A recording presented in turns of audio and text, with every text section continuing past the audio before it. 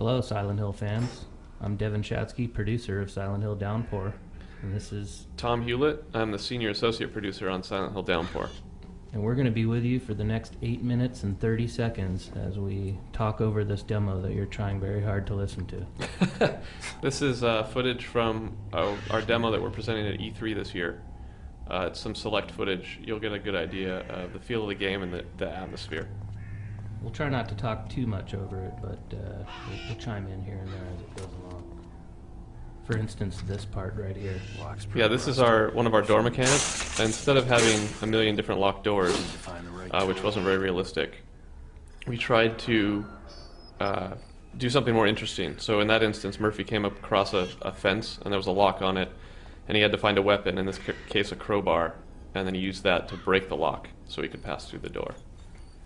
Another thing you just noticed there with the ladder, with all of our action points now, instead of having to press A to climb or press A to open or whatnot, we've tried to make most of the action points as seamless as possible. So ladders or areas that you need to duck under or whatnot will just be automatic. It's all about immersion. So, having to press buttons every time you do something kind of takes you a little bit out of the experience every time. So trying to make that an integrated feeling and really play upon the immersion of the game. Yeah, Silent Hill as a series has always tried to maximize the immersion factor, because obviously if you're immersed in the experience, you're more likely to get scared. So, things like the sound, the graphics, the animation, the mature storyline, it's all supposed to be there and as realistically as possible to drag you into the game. Yeah, Votcher did a really good job of making our environments look really natural and obviously creepy, but they really dirtied up everything.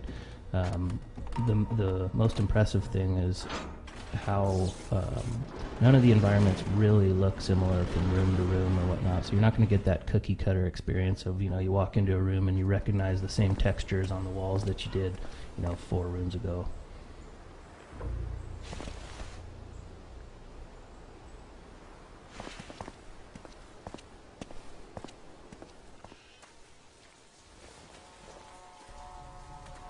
You can't undo it. Another thing we're doing for immersion is having self-talks, like we did in Shattered Memories, where instead of hitting a button and seeing some text about what the player thinks, Murphy will just sort of think to himself or say things about what he thinks. The examples you're seeing here are placeholder for the time being. So in that last scene, Murphy talked an awful lot.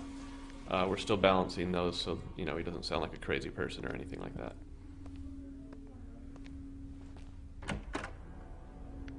Hello?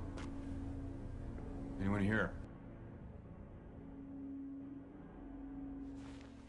We've got some optional events throughout the game, so opening this cash register is not required. He's not solving an obscure puzzle or anything. He just saw a jukebox and found some money in the register, and now he can play an old fan favorite. Yeah, we really wanted to let the player activate certain objects in the world and really get that immersion so that they can interact basically with any objects. You walk into a bathroom, there's a toilet there, and boom, you can use it. How did I know that? But you wouldn't want to, because that would be disgusting. Gas? And here Murphy notices a gas leak, so he thinks he'll be a good Samaritan and maybe shut that off.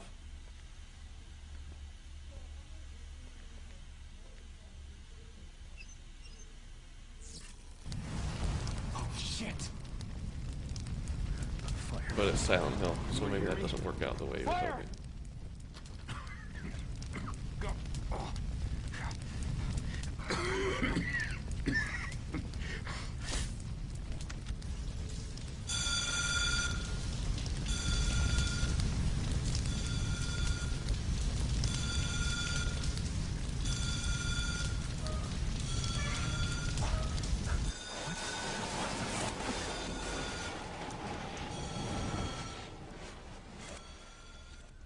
And there's our first Otherworld transition. You'll notice it had a lot to do with the water